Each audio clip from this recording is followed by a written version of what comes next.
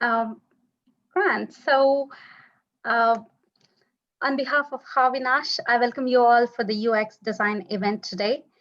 So you all might have a question like, oh, what's the idea behind the topic? So we came across a lot of aspiring talent who is looking for a career in UX, and that's where the topic transitioning to UX comes from. So this session is practically going to be like a practical look from an inside perspective. So John Conway is a senior UX and product designer based in Dublin, Ireland. He is originally from Sligo in the northwest of Ireland. He started his education in design with diploma in design communication from Athlone Institute of Technology.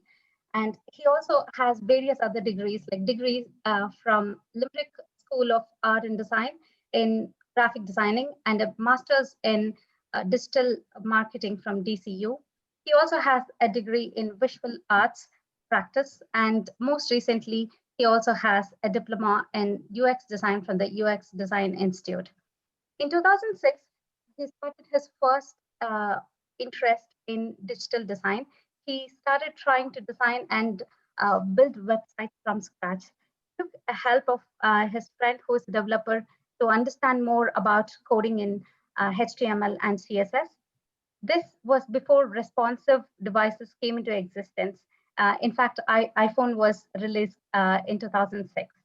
Following the marketing course at DCU was where the full transition to UX was identified as a future-proof role to design, particularly with the rise in social networks and the tech industry. A number of roles in digital teams gave him the experience and skills in this field. That experience has actually led him to his ability to be an analytical and innovative UX design expert, mentor, and a team builder with solid experience in user uh, experience research and product design delivery. He has demonstrated experience in user design and also with website management, customer relationship building. He also has a solid background in product lifecycle management, creative solution development, technical service delivery, quality control, and risk management. So he describes himself as an end-to-end design expert working on every phase of product from ideation, research, wireframing, prototyping, iteration, final visual design, and design handoff to development teams, where the build phase is followed with design in QA until the product is ready for shipping. So we will briefly look into the current climate of UX during the pandemic in this session, followed by the main talk covering the gap between the UX courses, how to get ready to a job, and what's the directions that you need to look into, and the views on why roles are at starter level or very difficult to be found. Sometimes it doesn't even exist.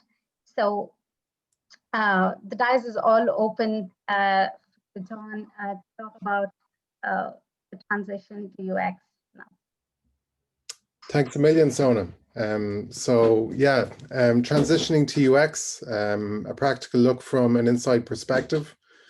So I'm just going to take you through a lot of, it's practically a knowledge dump of the last 26 years of my experience in design and later in UX. So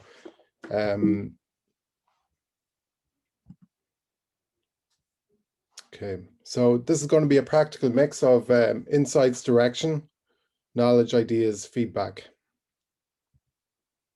So you're welcome to the talk. And I'm John Conway. I'm a UX product design lead based in Dublin. And from college to design to UX, I span 26 years of knowledge from an agency background and now based in the software industry. And you can connect there with me on LinkedIn. We can do all that afterwards anyway. So starting off with the kind of current UX climate, there is, this has been a hell of a year, and it started off well. Pre-pandemic, UX is a growth role in growth industries, healthy business, healthy tech industry, particularly in Ireland, and not many starter roles. And remote was rare or minimal, particularly on a junior level, I would say, actually. It was probably a bit more available to more senior roles, but it might have been a day a week or 2 days. When the pandemic hit, there was a definite speed wobble. I definitely experienced it, and I'm sure other people did too. There was a shift in business priorities, a definite shift, a quick response, and that included job losses, pay cuts, a lot of uncertainty in the industry. Obviously, it was new situation. No one saw coming, and everyone was trying to react to it. So, followed by some mental health issues, I have to say, out there, friends, family, as you can imagine, job loss is very difficult, pay cuts, very difficult as well. But remote working for those who maintained their jobs was embraced. It had to be. And it was the new normal, which is a phase or phrase we're all used to hearing now. And the summer as well, the pandemic really kicked in March. And I would say that was an extended summer period. It got very quiet. There wasn't much recruitment going on. Post-pandemic, so things have settled down a bit, particularly after the summer, and there's a continued need for UX. I would say particularly more digital needs and software solutions out there to kind of react to what's happened in the world. And remote working is definitely not an issue anymore. But again, senior roles seem to be kind of where people are targeting for recruitment. Very few in terms of the junior roles. And we'll talk about that later. We're definitely going to cover that. So I sent out a survey a couple of weeks ago, which was really, really interesting. Watching the responses come in, the numbers growing, the comments made. We're just going to have a look at that now. So I suppose one of the questions was, where are you in your UX experience? I had a different presentation in mind before I sent out this survey, and really the survey helped with crafting what this presentation is about, trying to understand where people were and what kind of help they were looking for. I kind of knew myself anyway, because I've experienced it a lot, particularly on LinkedIn, people reaching out. But you can see here that really the only part of this pie chart, and I had no time to design this, so I just copied and pasted from the Google form.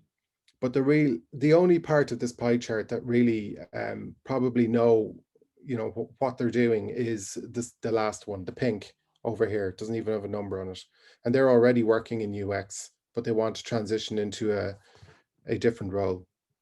And what I would say is all the others, there is something in here in this presentation tonight for you. There's some level of knowledge that's kind of pitched at, and I think that there'll be something, particularly in the yellow and the green areas, which are, I have started a UX course and I'm finished a UX course and looking to start my first role.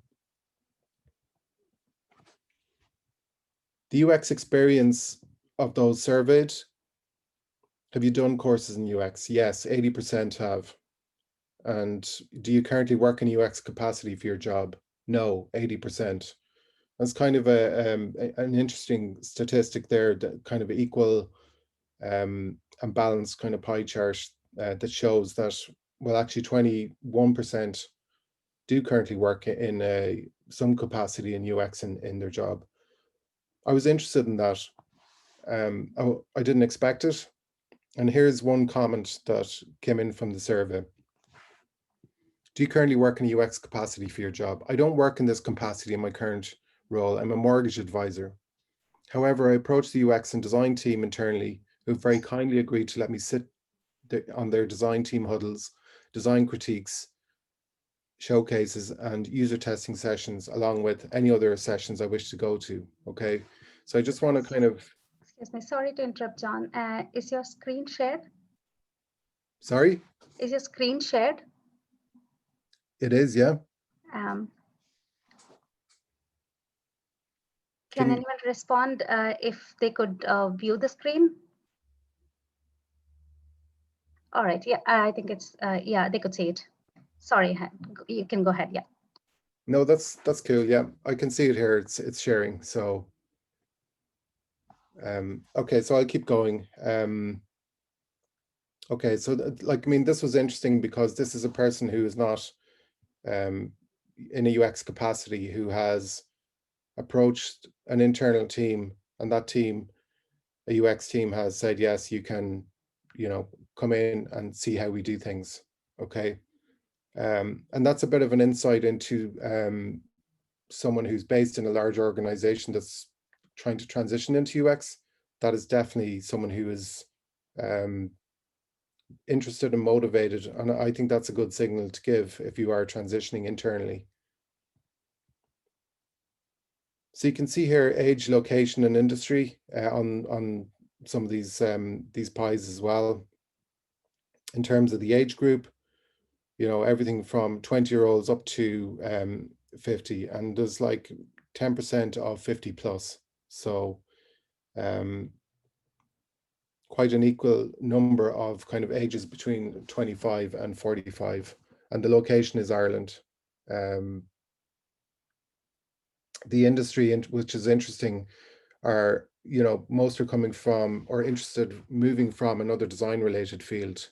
I think that's going to be a lot easier for those people, for those candidates or participants, to transition than people coming from something totally unrelated, which we can see there is like 27%. And I think that, why do I say that? I think I'll cover that later on. How long do you think it'll take to transition into UX, into a career in UX? And you can see there's a range between 0 to 6 months, which is, not an unusual expectation. And the yellow segment, 1 to 2 years. So that's, like, I mean, we've got the red segment there, 1 year. So I think you're looking at 6 months to, 1.5 to 2 years is reasonable enough. That's not to panic anyone, because, that it can happen very quickly too. And it all depends on the effort you put into it.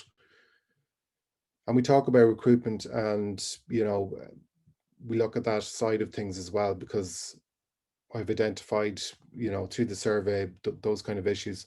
So the main challenges facing your career change.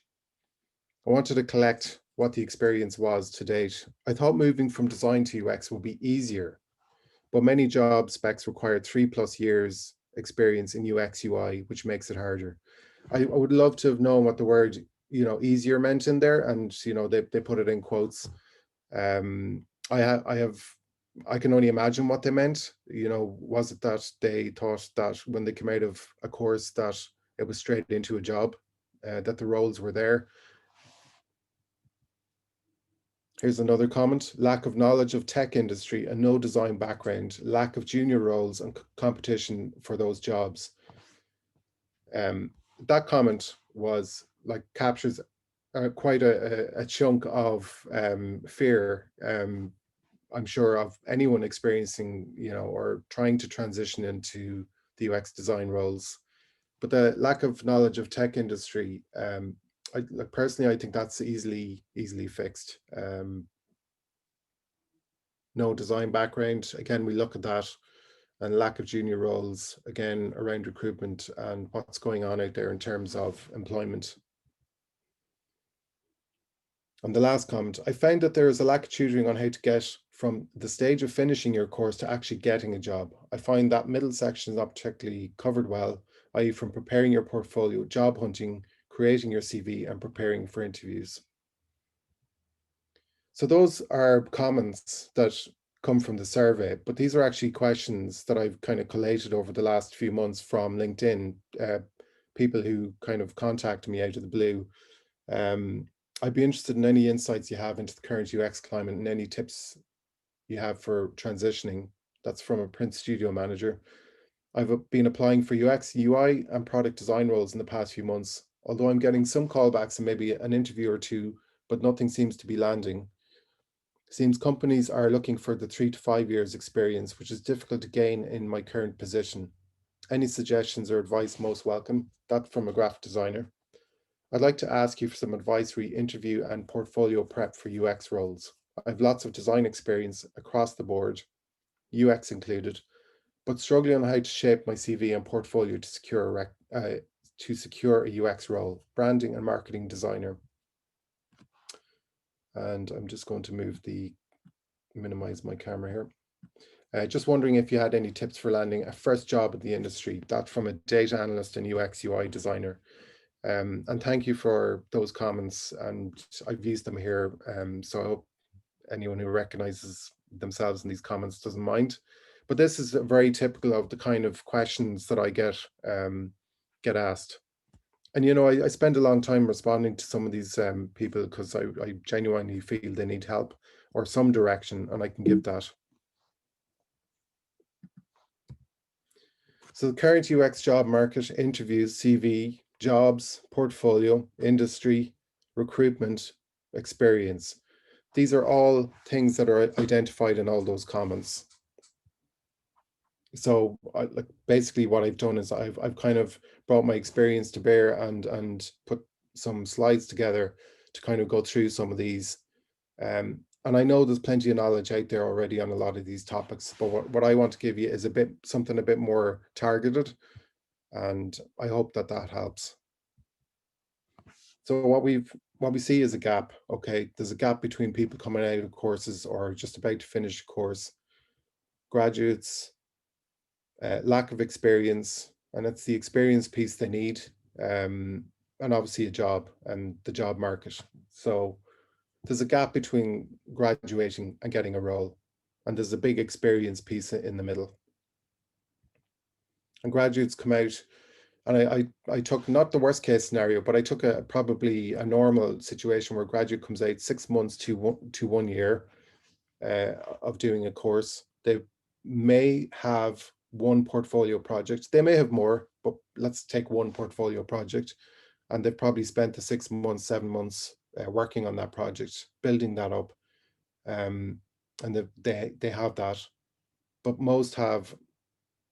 a lot of people have no real experience with actually working in UX. And that experience that we're talking about is team and culture within an organization, the tools in UX language. And what I mean by the tools is, every organization has, its own kind of methods and tools for prototyping and doing usability testing and different levels of it as well. And being comfortable with the language of UX and being able to talk, about the problems and the solutions that you're working on. The projects you do when you're in a job, and the business needs and process. Okay, so the business needs of the company you're working for, and their process around UX, because it can be supported and it can be unsupported. It can be difficult, and there can be levels of difficulty trying to perform a UX role within a business, and we look at that as well. So the job market, so we've covered graduates to the experience that's missing, and then what the job market wants. So this is the demand piece. And what they're looking for is someone with 5+ years experience. In general, they would have quite a good CV portfolio to back that up with their experience, and they might have specific industry related projects. So what I mean by that is, if you're a software company or you're a bank, banks might want some, kind of lean towards financial products in your portfolio. And if you're a candidate who has that, then you've got you're a step ahead of someone else who doesn't. So and some of these roles, they want you to do other things as well, it's like, these kind of unicorn roles where they want design and development kind of rolled into one person, but that's not what UX is, so you all know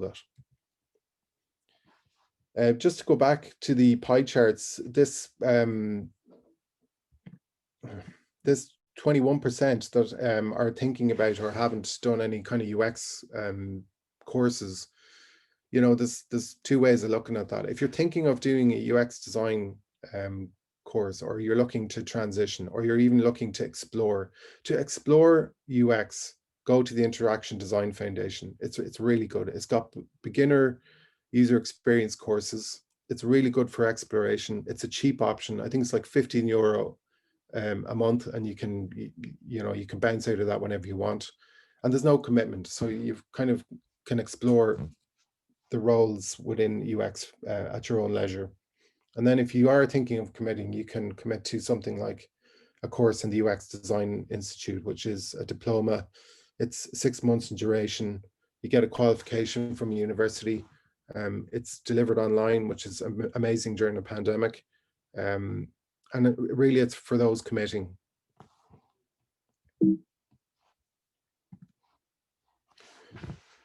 In terms of the kind of landscape around UX design, like when you go into an organization, there's lots of kind of roles. There's makeup of team is different in every organization, and the UX function is different in every organization.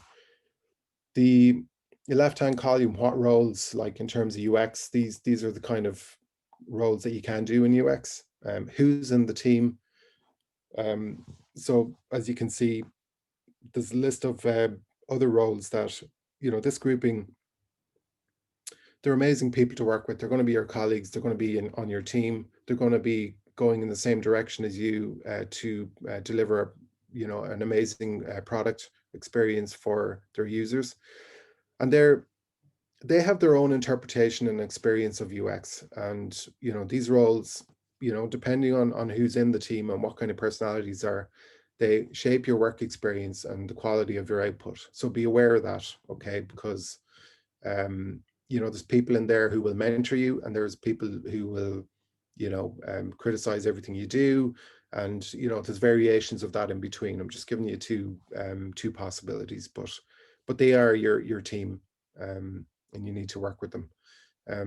Think about the where. UX agencies, software businesses, in-house, banks, for example, remote, which is the global landscape of UX roles, okay? Because one thing I noticed when I talked to someone was that they never actually considered remote.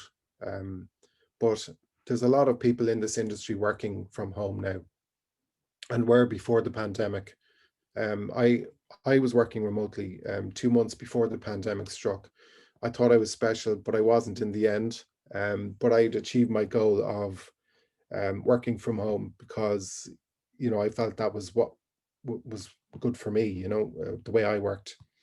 You can work in an office, a mix of above, so part remote,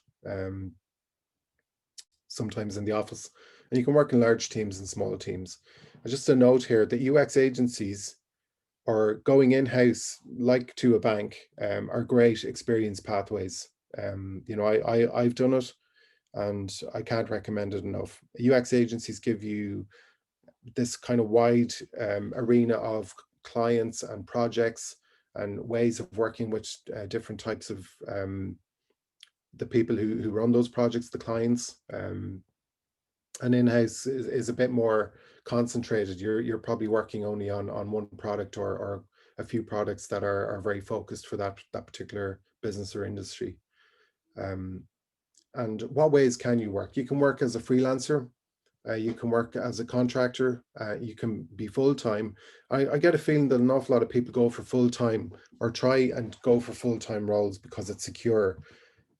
Contract and freelance work can land you a full-time job. Sometimes that is a route for employers to maybe suss you out without any large commitment on their part. So just note that and don't be afraid of it. When I was younger, I was afraid of contract, and I was afraid of like not having that security blanket of a full-time job.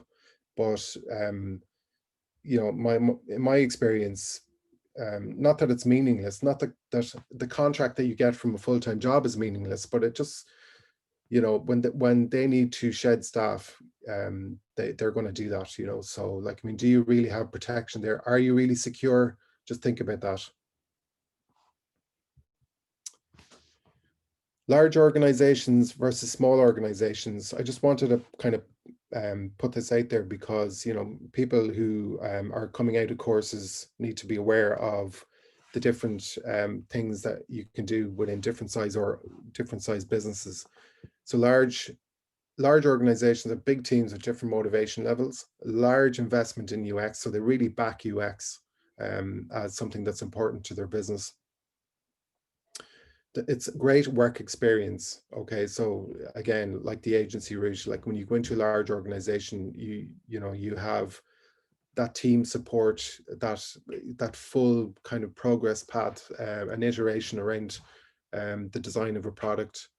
I think remote has affected this. And I put this in here as a note, but actually I think there's a bigger comment there, but I do think remote has affected this kind of work experience, and particularly at a graduate level. Very, very difficult to kind of get the team experience in this kind of remote setting. So yeah, easy to move into other UX teams or roles when you're internal in a large organization. The teams are larger, and they're better for promotions or climbing the ranks. Difficult to produce fast turnaround projects. That's just in my experience. That may not be the same for anyone else. Bureaucracy, it's everywhere. It can be hard to have your voice heard. So those with a kind of more quiet mindset, or those who have to go out and think about problems, you know, that can be a difficult environment for them. And the decision-making process can be prolonged and can include a lot of people. Okay, so by the time you're presenting designs, you know, and by the time it comes back down to you, things could have changed a lot. Small to medium organizations, small teams, very motivated in my experience, again, and agile, very, very quick to move on issues or problems, or pivot on any kind of particular change. Normally they include one UX role, and the opportunity to grow the UX function as the business grows is there.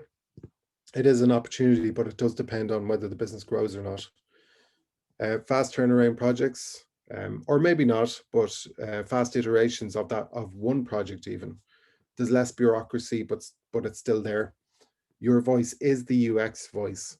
You own the design direction, and that's a big responsibility. There's a quick decision-making process and less opportunities to grow unless the business grows too. So that's a bit of a risk. And we're talking about startups here. You know, they're funded, but you know, there's risk there as well.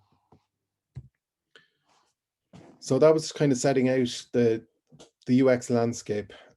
Getting job ready is the most important thing you can do, even when you're in the middle of a course, because you need to be thinking ahead. And really, like, I mean, you know, this is just a reminder, this is an inside perspective. This is my perspective and perspective I've gathered from my peers. And it's particular to UX design roles. Okay, just want to remind where we're going with this. So getting job ready for UX design roles. Portfolio, this is your work and your projects, right? I think this is a comment from the survey. I think I need to add commercial projects where I can show how I propose solutions for problems companies are facing. So ways of finding these projects and getting companies involved will be of value to me. Yes, it would. So yeah, from the survey at the moment, the sticky note here on the left from the survey, at the moment it's creating my UX portfolio. It's a lot trickier than it seems. I did really well on my UX design course. So it's condensing all of this content. So it's scannable, telling a story briefly, and also coming up with some more case studies to show my UX thinking and skills. So I think when you're looking at a portfolio, you're looking for a mix. You know, you can include a mix of large, medium, and small projects, showing different research methods, the way you benchmark your research, what the research actually looked like. your wires and prototype solutions, and keep an eye for things like, don't keep it all in one industry specific, maybe it's different sectors. And don't procrastinate, just get started, because you're going to be doing this for a long time and you're going to be keeping at it, and that's my advice. So always be working on your portfolio site, adding to, editing, deleting. How many projects, what kind of projects, purely UX or a mix of UI as well. That's a question I get asked a lot. UX and UI, what's the mix there? Like, I mean, I only did UX, I don't know anything about UI. UI is visual design, okay? So it's just a layer of, it's a layer that's not part of the UX function, okay? So just don't worry about it for the moment, because if you're applying for your UX roles specifically, that's what your portfolio should look like. Also, did you know that Creative Cloud offers free portfolio websites? Mine is on a Adobe portfolio website purely because I pay for the Adobe Creative Suite, and they have this freebie. So that's an option for anyone trying to build a portfolio if that's an issue.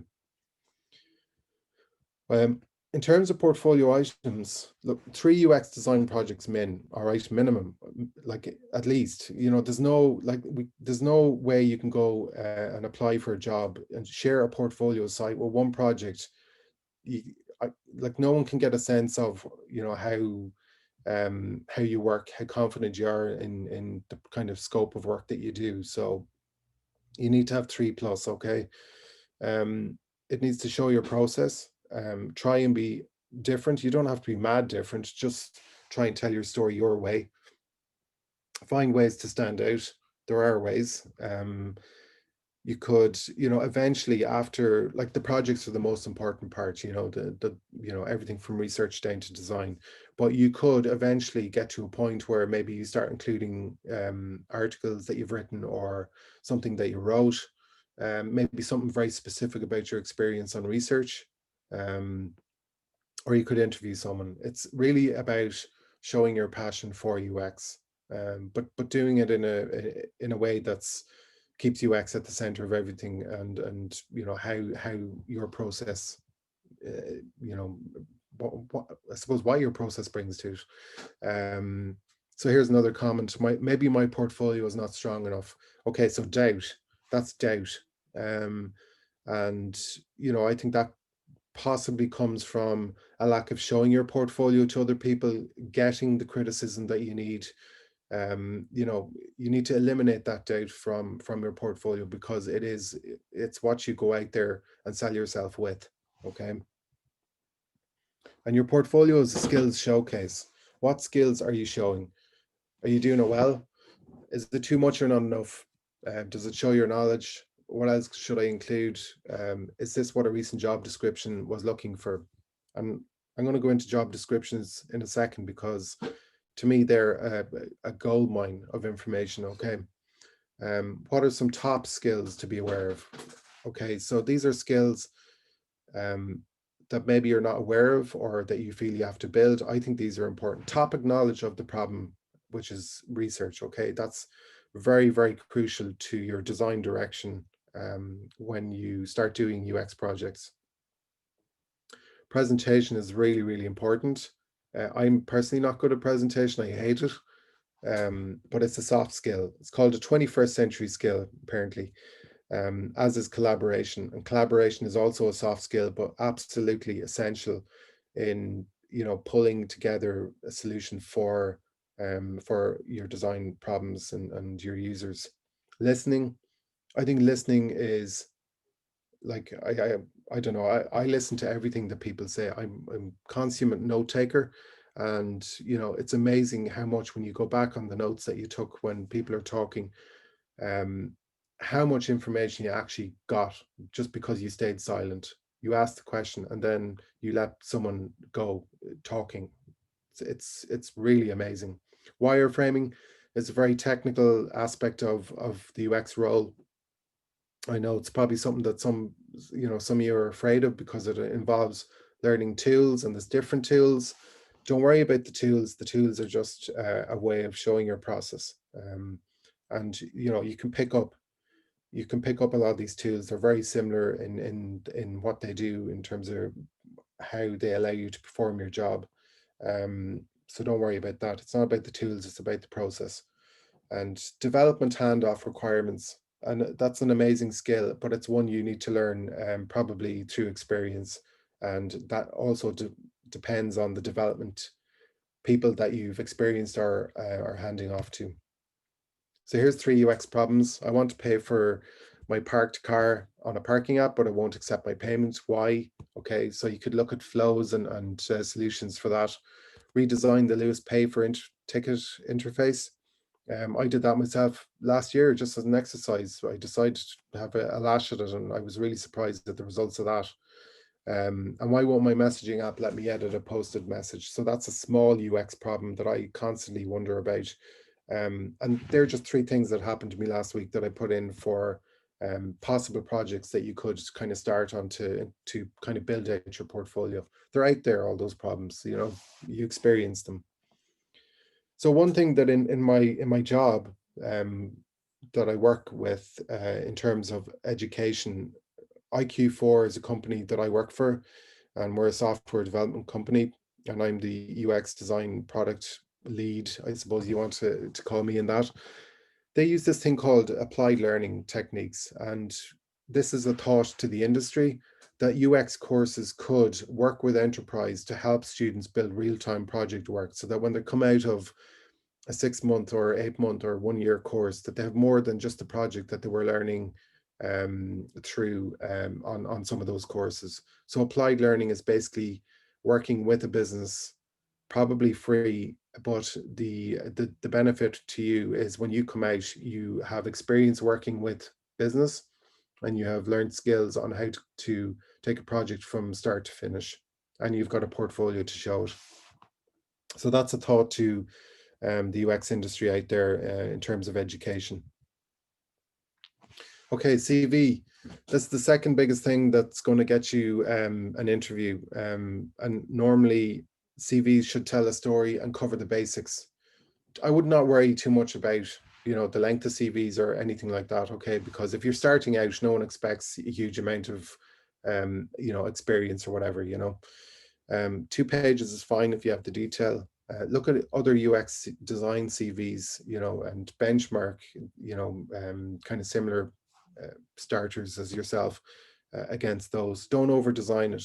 Be aware of ATS, automated tracking systems, right? Your CVs are being emailed into LinkedIn or to recruitment companies, and sometimes if your CV is over designed, it's not going to get through that system. Okay. I don't know the details of it, but one of the comments in the survey was, I've applied for 50 jobs and I got 1 response. And I think that's something you need to be aware of. Your CV may be stopped in its tracks by software purely for different reasons. Look into it. Cover letters, if you have time, absolutely. There's, I was kind of like, I wasn't sure about cover letters, but if you have time, it might make you stand out. It might give you an edge. A tip on CVs: you could pay one of these CV companies to have your CV professionally written. And if you do that, you could get your LinkedIn profile done as well. And the advantage to that is that they're keyword optimized and they can draw attention. So just something to kind of have a look into if you've got the budget. It's also important to know to adapt your job title for the role. So the job advertised as a UX designer, your CV role title when you send it in is UX UI design engineer. Like, that's an instant red flag, because you're trying to be everything to everyone. And why would you do this? Don't be a generic candidate. Attention to detail at this stage is the difference between getting to the next step. So if you're a UX designer and your CV title is not UX design, then you need to address that. Job descriptions are a wealth of knowledge for, 1, what the role requires that you're applying to, and 2, what the employer is looking for out of the UX function. Okay, so these are 2 things that you can look at, and you can decide whether that role is for you or not. Okay. And what I've done in the past is I've collected and I've studied, and I've tried to collect and study all the job descriptions for roles that I've applied to, from your role level to senior roles. So what you're looking for is insights and trends in industry needs for UX, or extra upskill opportunities. So is there something in the job description that you don't know that you could potentially look at upskilling while you're waiting for roles or interviews to land? Ask for job descriptions from recruiters. I'm sure recruiters will hate me for saying this, but the recruiter goes, "Can you send me your CV?" And you go, "Sure. Can you send me the job description?" That's just how you get it. Okay. And it's normally a bit more detailed than what's advertised on their websites. So LinkedIn, active job market. I'm sure you all know this. Recruiters are active with Boolean searches, I think is what they're called. Mark that you're open to work for approaches that only recruiters can see. Turn on your job alerts. If you don't have job alerts on LinkedIn, then get on that straight away. And you can do, I think, up to 5 job titles. So UX design, there's you put them in. That's more information you can get from job descriptions of what these, what employers are describing these roles as, because there's a vast description within the UX function for a business. They mightn't call it a UX design role. They might call it something else. I can't think of it at the moment, but I've seen it, and I think you'd be aware of it if you've been looking long enough. And your profile should be as fully filled out as your CV. So what's on your CV should match what's on LinkedIn. Get some quality testimonials on there as well. It can't hurt. But I understand that if you're just graduating, then that might be hard. So talk with every recruiter who contacts you, and don't be shy. Get on, if they are looking for your CV, get on the phone, have a chat, and see what they're looking for, see what their client is looking for. Gain knowledge of the industry and understand what they know about the market. You want to know where the demand is, and they know where it is. Okay, so recruiters are very important, essential, contact in the recruitment drive, or trying to land a job. So the job market trends, looking at the supply versus demand situation, the market at the moment is seeking more senior UX designers, and there's a lack of junior or starter roles. I'm not sure if there's a lack of junior or starter roles. Maybe they're just not being advertised. Yeah, I have a bit of a question mark over that one. So, but what can the industry do about this? There's more awareness definitely of that issue that we can put out there and share. I'll definitely be making that known. And were promises made about employability, and by whom? And feedback your experience to anyone who has made some of those promises. I don't think that's very relevant to the Irish market, but it might be if you're based in the States or somewhere else. Interviews. I'm just going to grab some water.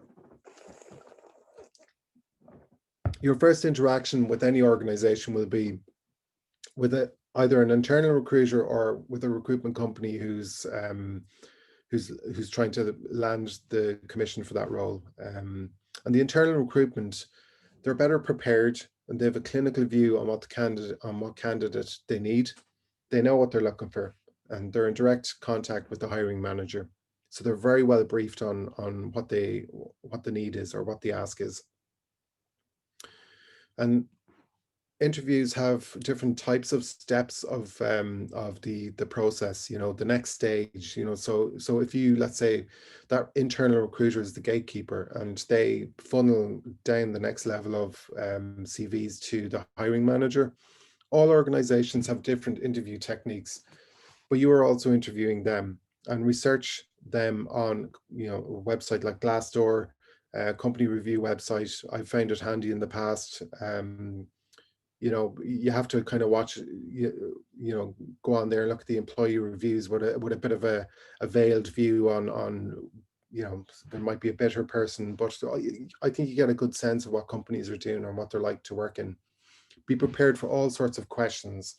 And the more questions you answer, the better your answers will get. What I'm saying there is the more interviews you do, the more confident you get about your own ability to answer those questions and your understanding of UX. The process can be different in all of these organizations. Some of them are informational interviews, screening, Zoom interview. That's obviously with an internal recruiter. Individual interview, that might be with someone who's directly trying to hire a UX designer. And then you get into these small group or committee interviews. And the second or on-site interview from those, which are, I have a note here, that probably aren't happening right now because of the pandemic, but they're kind of day-long internal tasks and meeting the team. And if you get to that stage, that can be very nerve-wracking, but a great experience as well. And they're normally with some of the larger organizations. That's the kind of process they take. And then there's other interviews that are task orientated, or they do a test interview. So tip: Zoom interviews sound easier but can be worse than face-to-face. Be prepared to share screen, have your portfolio open, and know how to set security preferences if the app being used is new to you. This happened to me 3 weeks ago, where I used a new Zoom type app from the States, and I just absolutely blanked. I did not know how to go into the security settings and change that. So the tip there is just be prepared. All right, just try and go through this and be comfortable with the online aspect of the interview, and sharing your screen and making sure all your notifications are turned off. Remember, you're not the only candidate. Be able to talk through and present any project in your portfolio and have one go-to project. Okay, so they might ask you, okay, show us a project. So that is your go-to project. Make sure you have one there, and it covers a range of topics, and the process that you've done. Know about the organization who's interviewing you. That's something a lot of people fail in. It's a simple one. It's just top line kind of stuff. And understand the business they're in and the products they create. The more interviews you do, the better you get at them. Do you know what SaaS is when talking about software? Okay. Do you know what that means? I didn't when I heard it first. I couldn't believe it. I didn't know what it meant. I knew I knew what it was about. I just didn't know it was called that. Okay. So you need to know when you're dealing with organizations, the kind of business they're in, how they talk about that product and industry. And what you want to find out is, are they hiring because of expansion, or what's driving the new role? How UX will be important in the role, who you'll answer to, who's going to be your boss, what the team will look like, and obviously what remuneration looks like. Here's a warning for interviews, right? Some companies look for a UX designer, and that's what they're looking for, when really what they want is a visual designer. So this could be a strategy to get more choice, or an organization not really knowing what or how the UX function works. So be very careful about that. And it goes back to the point of you're interviewing them as well, to make sure that you're not going to fall into this trap of, going into an organization and then becoming basically a slave to sales and marketing people. Okay. And I've seen that happen. Some businesses may require project work. So this is an ongoing debate. What do you do when a business requires some kind of sends you away with a task and asks you to come back and present it? My take on that is, this is your call, but be aware of your intuition here. Be seriously aware of it, because if the ask is really stupid, and I've come across that too, walk away. Okay. But if you feel that it's going to give you an edge, or you feel that 4 hours of your time is worth the effort to get to the next stage, and it's a company that you've researched on Glassdoor and they're not messing, then I would say that is up to you. Okay.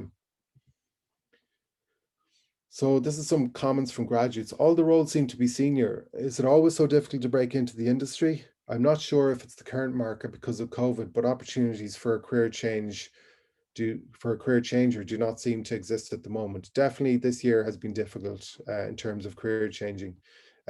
It's always difficult to break into any industry, particularly if you're transitioning from um, another role.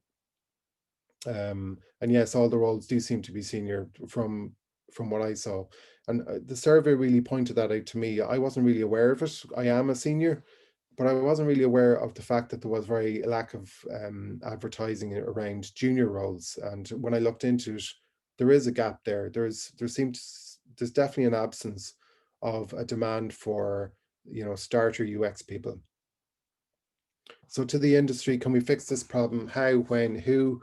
I think we can definitely talk to recruitment and have conversations with other with with peers in the industry. The industry is open.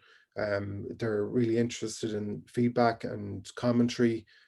They want to know about difficulties and they want to know about people's experience. So, when you're talking to anyone within the UX industry, um, I wouldn't be negative about it, but like, I mean, there's absolutely no harm in saying some of these things to people that you talk to and get their take on it. Research the tech landscape. Ireland is amazing. Ireland is an amazing HQ for an awful lot of small to medium to large organizations. And like, I just did this on a whim. I did a search on location, um, for tech companies. Um, I found this one in the southeast of Ireland. That is how many tech companies there are. Um, based in Waterford, Wexford, Kilkenny, Carlow. And these guys are like, they're all over Ireland, okay? And you're talking about educational institutions, private businesses, like you got the VHIs in there. Um, Nearform, who did the COVID tracking app, are based down in Waterford. These are companies that are based all over Ireland. Most of them you'll never heard of. Do your research, look for them. I'm not Dublin centric at all. That's why I put this in here. So if you're based in the southeast, or you can locate yourself, or you can work remotely for some of these companies, it might not be any harm to try and reach out to one of some of these brands to see if there's some opportunity there that you can work with them to gain experience. Um, and this is from the IDA website. And here's another kind of infographic about Ireland's home to 20 of the top 25 financial services companies. Like, we are an amazing country, and our talent, it just shows by the fact that these companies are basing themselves here. And a lot of these banks and a lot of these financial institutions need a UX and have a UX department within their organizations. And if they don't, they're growing them or getting them. So just a bit of advice, be willing to throw out an idea and like, I suppose this is advice for, like, I mean, when you eventually land a role and you're starting off. So be willing to throw out an idea and start again. That's going to happen quite a bit until you kind of, you kind of find your feet in the UX role that you get. No, you don't know the answers. Your role is to find them, okay? And that's drawing those answers from all the other roles around you, and the usability testing, and talking to users. But you'll get those answers from the team, from the boss, from the objectives and the aims and the goals of what you're trying to achieve in any project. Process, not tools. I said this earlier on. Don't sweat about Sketch versus Figma. They're tools and they're not barriers to jobs. Don't ever say, I've never used Sketch or XD. They're all the same with some unique extras, but you will get a hand. If you've got a handle on one, you have a handle of them all. Don't let it be a job blocker. Be aware of your own bias as a UX designer. Listen and be humble to the research. Don't be arrogant to others' opinions and ideas. They may not be explaining it well, but the idea may be good. And that's very, very important. It's kind of role that you can be very arrogant in, but you're not going to do good work with that kind of standpoint. Also, find your niche in UX when you find when you get the experience. It's taken me a while, but you keep learning and keep adding and perfecting your top skills, and you will eventually find an area within UX that you really love. I love wireframing. I absolutely love it. I design wireframes all the time. It's just I just can't get enough of it. So that's where I'm really interested in, and I love applying the research to that. Okay, support your local library. These are my three favorite books. Solving Product Design Exercises, Questions and Answers. If you haven't got this book as someone who's doing a UX course or graduating, get it. It's absolutely amazing. It totally expands your thought process around designing for any problem, whether it's an ATM or, an app for your local doctor.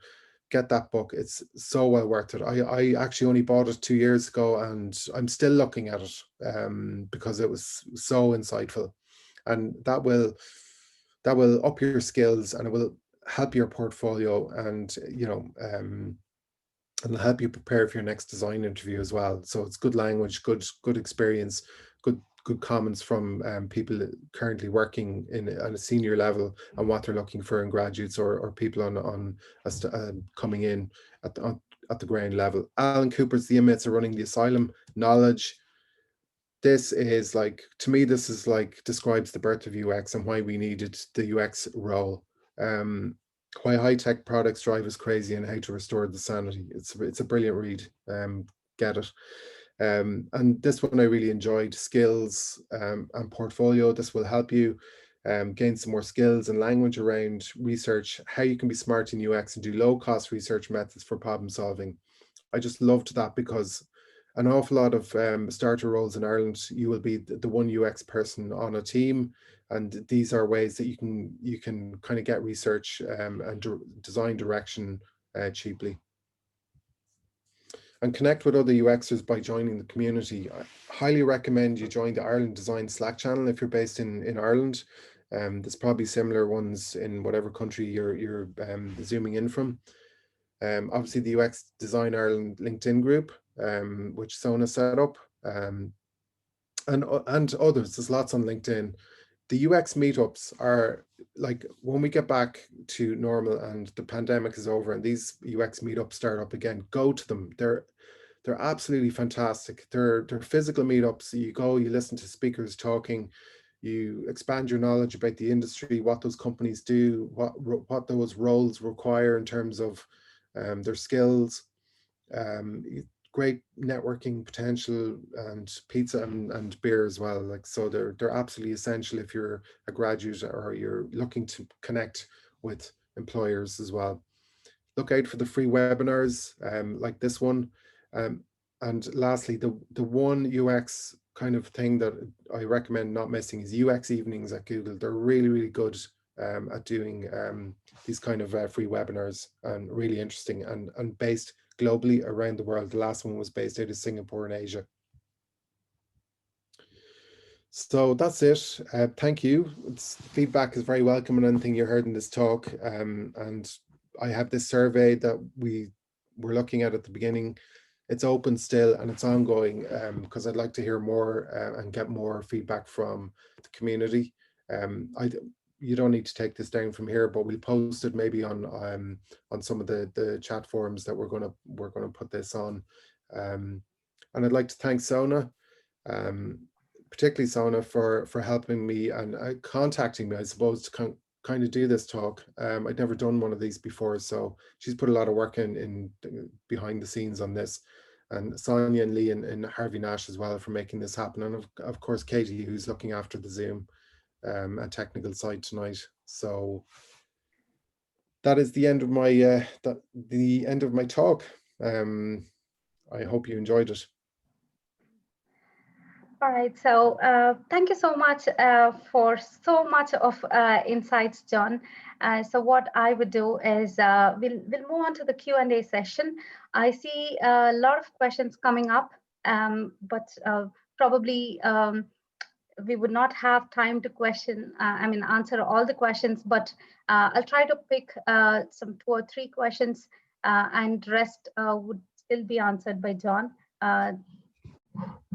I'll do my best. Yep. Yeah. So one of the questions that I came across and which I really feel would be helpful for most of the people is, can you explain us 3 main strategies or piece of advice for landing up in a junior role? Okay, so not all junior roles are advertised. And I think that, that's one thing that you need to be aware of. So, back to the meetups and the networking, which I understand is on pause at the moment. So some of those occasions can be absolutely gold dust for picking up, a role. There might be people there that might be actively looking or trying to recruit easily from a pool of kind of design people that are there on the night.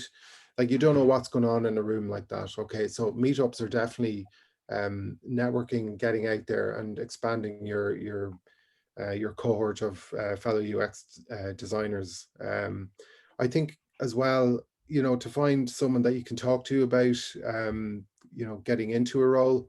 And I'm not talking about someone who'll give you a job. Sometimes, I feel like I get approached because I'm a senior person and that I might have a job. But mentoring, like, I mean, I think mentoring is something that you want to find, even if it's, just for a couple of touch points for direction. I think that's very, very useful. And you don't even need a mentor. Like, the Slack channel, the Ireland Design Slack channel, like, which has designers, it has developers, it has a whole range of the design the design kind of environment on there, and they're on there every day answering questions and chatting and talking. And even if you don't get involved, it's amazing just watching the conversations. And someone at the very beginning of this presentation said they don't understand tech. Like, slowly but surely you could get on there, ask questions, get answers from the guys who are the developer side or who know development very easy. So there are three strategies: meetups when they come back, find people that you can talk to, expand your cohort of UX designers. Yeah. Um, Great. And the second question is, so most of the portfolios are confidential, so they would not be able to put it upfront there. So how would you handle this when you're looking for the new job?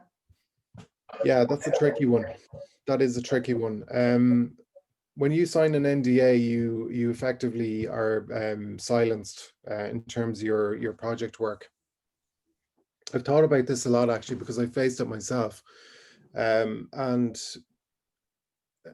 I suppose when you're in the middle of a project, or when you start a project and you're building it out, one of the things that I would advise is that you track and keep and build the project kind of not visible to the world. Okay. um, one things that I would suggest there is that maybe you could use that information, use your process, use all the information that you've gathered to build that product, to maybe do something um that's kind of an offshoot of that.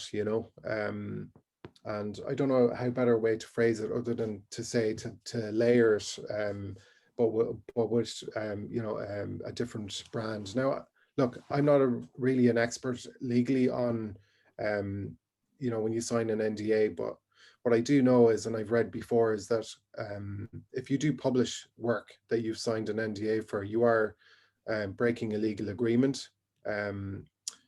So I don't have a resounding answer to that, and I don't think anyone's kind of broken the back of it. But I suppose they're particular to an industry as well, like software or pharma, where they own the idea or the licensing for that product. So um, yeah, Yeah. I I flounder a bit on that one, unfortunately. Mhm.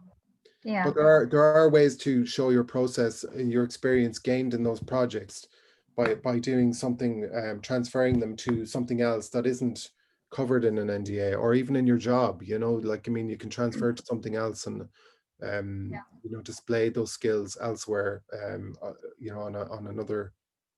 In fact, as a recruiter, when I approach a lot of candidates, they would come back and say, have no portfolio displayed on any social platform, but few people would have it on a PDF format, and at least that would do. Or sometimes, even if you don't open up the entire work that you have done, at least the screenshots of that would actually give the hiring manager a picture about the work. Yeah, like I mean, I suppose one thing on that, like to send something on an email means it's gone out there into the world and you don't know what's going to happen to it if it's a PDF, you know. And also an awful lot of portfolios are viewed not while being interviewed, they're viewed offline, and you know that portfolio has probably got you to the conversation where they're talking to you about the role. Okay. So they've already assessed you through your portfolio whether you can do the job or not. Now they're interested in seeing all the other details, you know, how much just telling you what they're looking for, you know, does that align with your kind of UX goals? Are you the best candidate? You know, how much are you looking for in terms of salary? They're all the kind of questions that come after you've shared a portfolio online. You can't really do that with projects that are signed NDA, you know. Right. Yeah. Yeah. Hard. It's a difficult one, but there are ways around it, you know. It's the process that's important. Right. Grant. And the next question is there a need to have various certifications and knowledge on various tools? Is that really important to be in UX? Um, Look, my experience with the tools is that, you know, once you start using them, you get a handle on them very quickly. And don't ever, as I said before, let tools be a barrier to, um, you know, the next stage in an interview. Or like, I mean, you know, people are often asked, "Oh, do you use Sketch? Do you use XD?" Or, you know, I might use Figma. I've never used XD, or I might have never used Sketch.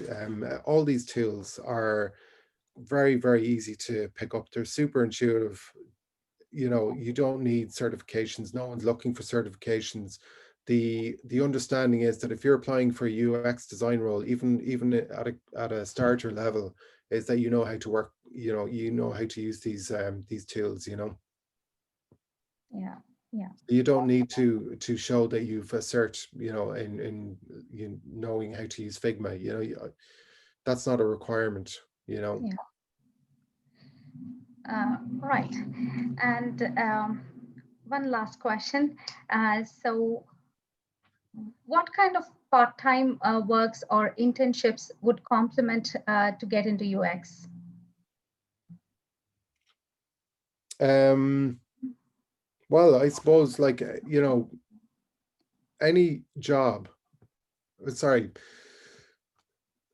any work that you can do that builds your portfolio. If you're talking about doing work that's kind of you know, that you're not getting paid for, so like internships, and there's plenty of I wouldn't say there's plenty, actually there's a few internships that I know of. I wouldn't be super aware of them, but um you know, I think anything that builds your portfolio and shows kind of a unique perspective on a solution to a problem, um you know, just read out the question to me again, Sona. So, what kind of part-time work or internship work would actually complement UX?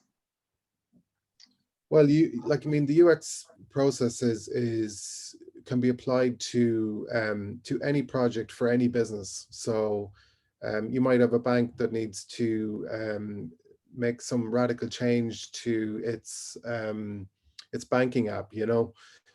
Like, I mean, if you went in there to do an internship and worked on that project, the process for that, um, you know, wouldn't be too dissimilar to something that you had to do in pharma, you know, for something that they want to do, like a track and trace system, you know.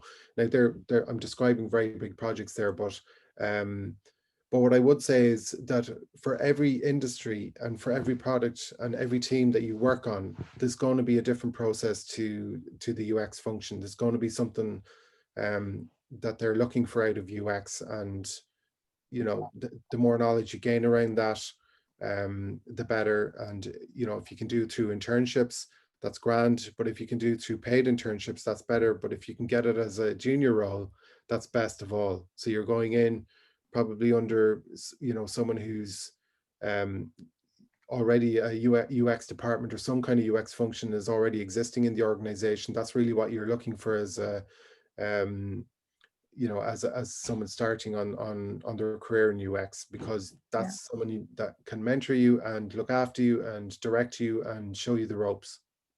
Right. Yeah. Something like having a mentor within the organization. Yeah. Absolutely. Yeah. All right.